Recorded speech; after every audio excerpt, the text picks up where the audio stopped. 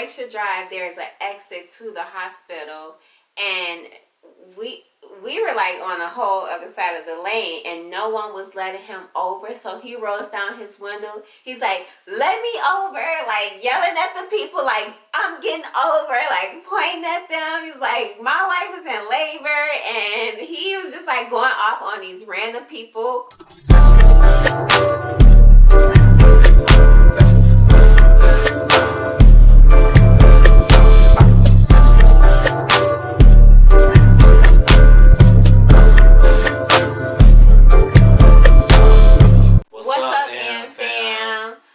Back to our channel. And if you're new, thanks for hanging with our crew. Alright guys, so we apologize for last week for not shooting a video. Our whole house was just like super sick. I definitely didn't want to skip 2 weeks of recording. We really did miss you guys. Hope you guys missed us. There have been a few people ask me like, what happened to GeauxAndFam last week? So that made me feel very special. So anyway, in today's video, we are going to do a story time. Are you excited? I love our story times. It's just like kind of walking down memory lane. You get excited when you talk about something. So today we are going to talk about when we went into labor. It was cool, but it was kind of like a nightmare type of thing. What? A nightmare? I mean, not so much of a nightmare, but it was like surreal, because like the way it was happening seemed like it was like I was in a movie or something. Like this stuff you see on the movie script, like I don't know, it was just crazy. For sure. So basically, so this is the birth of our first son. It was kind of, because it was our first baby, I think it was kind of more dramatic and extreme. Right, yeah, that's what I'm saying. That's what I mean. It, like, having Kai was like smooth sailing. Like I'll share a few details of that, but Core, like that was the one. And then I feel like that's how they are in real life. Like Core is just, oh my gosh, and then Kai is just so mellow and laid back. So lately he hasn't been though. Lately, yeah, Kai kind of, he's just been acting like the wild baby. But anyway, so we so if you guys don't know, many of you don't, Corey and Kai's Corey and Kai. I'm used to saying Corey and Kai. Corey and TJ's birthday is exactly a week apart. So the baby was due on, he came early. He came on a Saturday, but he wasn't due until that Monday. So this was my thinking. TJ and I had been together for years. Like at this time, I don't know how many years it was then. And I was just like, I'm going to take TJ out for a whole day of activities. And then when he comes back to the apartment, then I just want everybody to come out and surprise him. I was like so geeked about this. Like I'm doing my thing. It's about to be the surprise party. So what I did was I took him to the Sugar Shack, remember? We went to Sugar Factory. We went to Sugar Factory, and we ate dinner. And you know what? The entire day I had been feeling contractions, but I thought that they were the fake Braxton Hicks because the week before that, Cora sent me into false labor, and I just like, oh, this is the same thing. Not realizing as the day progressed that they were getting closer and closer and closer. So we went to the Sugar Factory. I had reservations. What movie were we supposed to see? I don't even know, because everything kind of... So I had movie reservations to the Icon Theater on Roosevelt Street, those who are familiar with downtown Chicago. And I was driving his car. I was in his Camaro because he didn't know like what was going on, where we were going, what we were doing. She just had the whole day planned out and everything. I'm trying to remember what I ate that day. Oh, I had them hot wings. Yeah. That drink had me so messed up. Right, like he had a little drink. I had to stand up. I wanted to like get him. I thought that drink was like. I thought something was wrong with that. Was it a? Oh no, you had the drink with the like the ice. smoky ice. Yeah, he had like a smoky ice drink. I don't was something on that drink. That food was, them hot wings were so good. Oh my gosh, we always remember food in our stories, and I feel like I had like some spicy chicken. But anyway, so yeah, I just wanted to make sure that he had a good time. Like, this is his last birthday before being a father. I was trying to go all out as a wife. So I just remember us getting back downtown because the restaurant was like on the north side, like Rosemont, and we literally, Rosemont? Yeah, that's what the sugar factory was. Oh yeah. We got downtown, like literally on Roosevelt. We were in the right turn lane, getting ready to make a right into the Icon Theater. All of my friends, like his friends, were already at the house. Like, they were just waiting for us to finish the movie to come back, and we had not even made it to the parking lot. And as we're in the right turn lane, I was like, and I looked at him. She looked at me and she was like, all she said was, "I am so sorry." And I was like, "What are you sorry for?" And she was like, "My water just broke all over your seat." And I'm like, what? In his prized possession. So that was 2014, and the Camaro was a 2014. So I'm like, wait, what? So like, I literally had to like snap out of it. I get out the car, I help her out, walk her to the passenger side, and get her in the car. Soon as I get in the car, splat. I did not know when your water break that much water come out. I'm talking about the seat was like I had spilled a large sweet tea from McDonald's or something in the seat. Maybe like 2 of them. Like, the seat was like uncomfortable. So I took my jacket off. You gotta put my. You got a towel out the trunk. No, that was one of my hoodies or something. Oh, I thought it was a towel. And I put it on the seat. That even got soaked up, so I knew it was like pretty bad. And I'm like, yeah, you definitely owe me a detail for this, but nah. So I'm driving. So the hospital that we were going to, it was maybe about, from Roosevelt, I'd say maybe about like a good 10 to 15 minutes, depending on how you drive. No. More than that? It's supposed to be like a 20-minute drive from Roosevelt all the way Alright, to well, like long Ontario. story short, I made it there in half of that. And she was yelling. Okay, first of all, let me tell you something. This man we're taking Lakeshore Drive, and I'm scared thinking we're going to get in an accident because he's just like yelling at people. I don't know if you guys are familiar with Chicago traffic, but people are so stubborn. They're stingy. They don't want to let you over. So on Lakeshore Drive, there's an exit to the hospital, and we were like on the whole other side of the lane, and no one was letting him over. So he rolls down his window. He's like, "Let me over," like yelling at the people, like, "I'm getting over," like pointing at them. He's like, "My wife is in labor," and he was just like going off on these random people.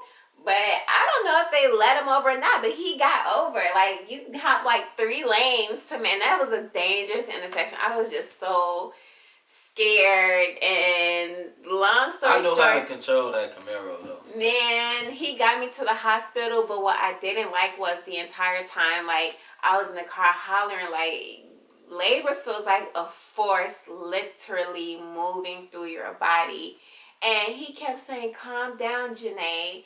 And I said, "Breathe. Calm down and breathe." That's what I said.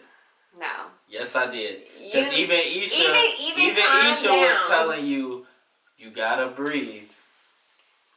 Even telling me to calm down, like, for you to not understand what I'm going through, I was livid at him. Like, you couldn't tell me anything. I was like, "You don't know what this feels like. You can't tell me to calm down. This baby's coming." I was just going off at him. And he got me to the hospital, safe and sound. I just remember, like, him putting me in a wheelchair, and I was sobbing so hard, like, I couldn't even give, like, the doctor my name. But they checked me, and they were like, "Oh my gosh, she's 10 centimeters, like, this baby is coming." Like, I didn't even have time to, like, sit and focus on laboring, because we didn't even know that, like, I was in labor already the entire day. So when they like rushed me from the entrance of the hospital like to labor and delivery, and I just remember them like saying, okay, like, Kiara, like, you're crying way too much. We're not supposed to give you any type of epidural or anything, but if you can like promise to stop crying, because I couldn't even talk. Like I had to and stop to get my shot, and then it literally like felt like God just came down and touched my body. Like I went from feeling every ounce of pain to not even knowing when I was contracting. So once they got that shot in me, like they were like, okay, we're gonna go ahead and try to push, and it was three pushes.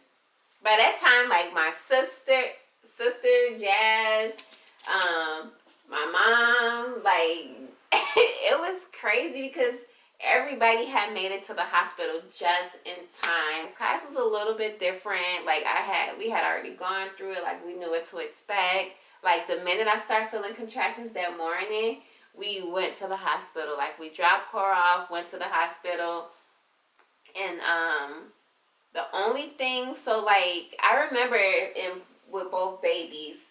So Anthony almost snapped off on the hospital. Remember? Do you remember why with Core? I remember for both of them. For the birds. So he did not leave my side the entire time, but he left to go like get some stuff from home. I don't know what you went, maybe get food or something. Like family was there, so that was like his time to go, maybe like change. I don't know, whatever. But at that time, like records came in and they like made me look at all the information to confirm that the information was correct. And they're like, just sign, Kiara, sign this paper confirming that the mother, father, and baby's information is correct. So I signed it, and then Mama was there, and she called you, your mom. Oh, yeah. And she called, and she's like, yeah. She's like, I think they're in here to sign the birth certificate. And the records lady was like, no, it's not the birth certificate. It's just confirming that the information is correct. I'm like, well, yeah, all this information is correct. So I signed it.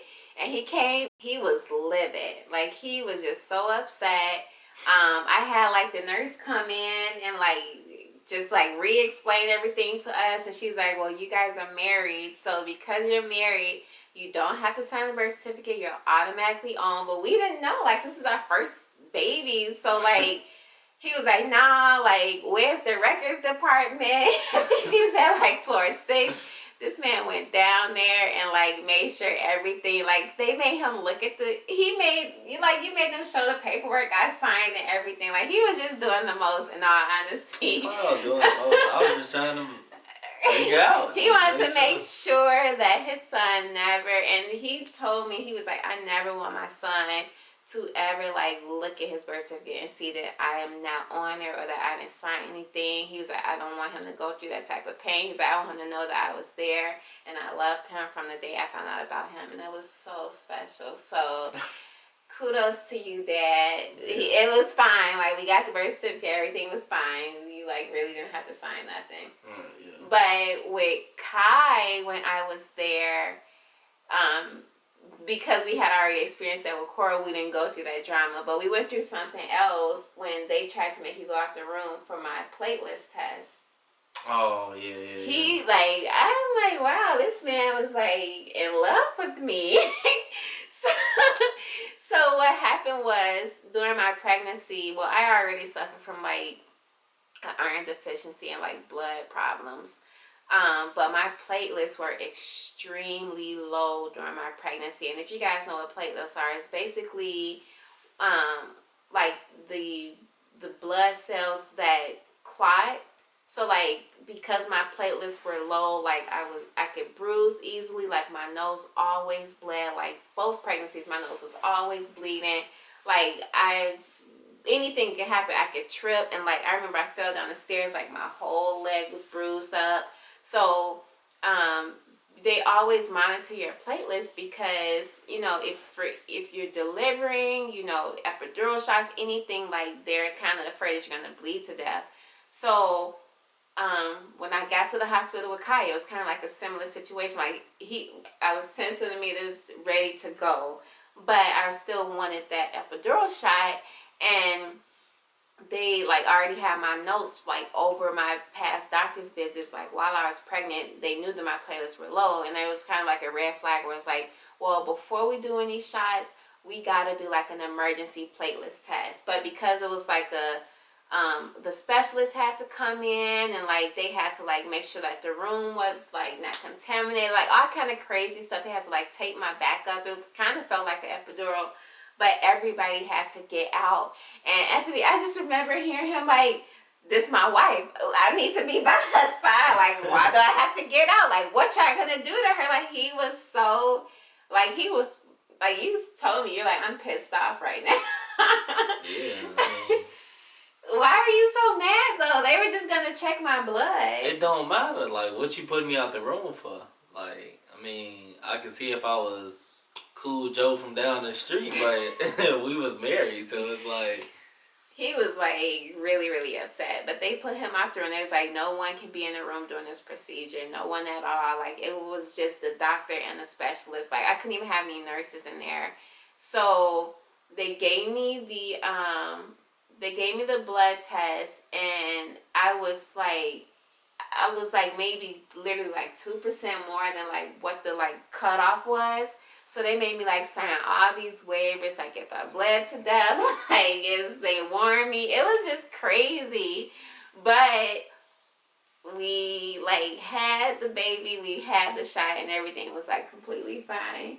So, and my Kaisi, like I cried with him too. Like I just couldn't believe it, like how like, wow, like you created this little thing. It was just an amazing feeling. You remember when Corey came to the hospital? Yeah. He was so like uninterested. Like he was just sitting in the hospital bed with me, like, who is this baby? They pissed me off with that too, because it was like we couldn't stay at the hospital. Baby so Cora couldn't stay. Yeah. So me and Cora, we had to like go back to the condo or whatever. Yeah, he didn't like that because Cora couldn't spend the night, so TJ had to go, like, you know, sleep at home with the baby. I don't know. I think that, like, all of the pressure that goes up to that one moment of excitement when you first, like, meet your baby for the first time is, like, it's all worth it. So, that's our pregnancy story. I love it. I'm so happy we went through all these life experiences together. So anyway, we're going to go ahead and close off this video. Who's our subscriber shout out? Our subscriber shout out today is Jamaica Henderson Hope. Alright, Jamaica, thanks so much for watching our videos. Don't forget to like, comment, subscribe. Tell a friend to tell a friend. To tell a friend. About And Fam. We love you guys, and we'll see you next time.